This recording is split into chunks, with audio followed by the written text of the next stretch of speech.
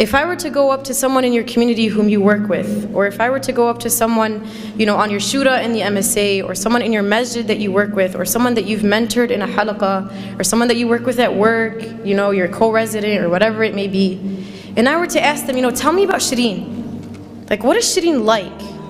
What does Shireen, when you're with Shireen, how do you feel? When these people are with you, how do they feel when you're around them?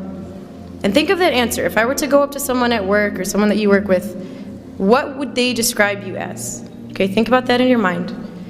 Now, if I were to go and ask your sibling at home, or ask your mother, or ask your father, or ask your brother, what is Shireen like to you? How do you feel when Shireen is around you? How does Shireen make you feel? Do you get a different answer? Is it that the people outside think something of you, and when you treat them a certain way, yet you go home and you treat the people at home differently?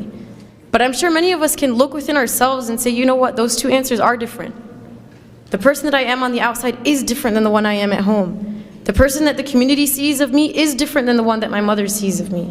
But I'm sure all of us are trying to be that Qur'an and Yamshi on the outside. We're trying to be that amazing halaqah giver on the outside. We're trying to be awesome to everyone on the outside, yet to the people at home we don't care. What good am I if I do not fill the plates of the ones who fed me, but fill the plates of strangers?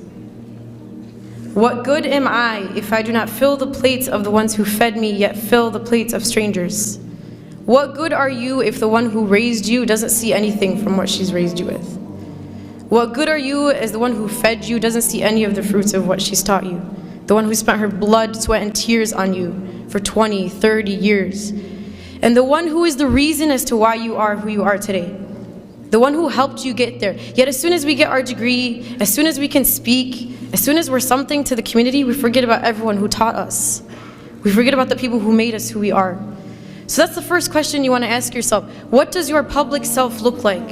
Versus what does your family see of you? What do the people in the community see? Versus what does your mother see? And what do your siblings see?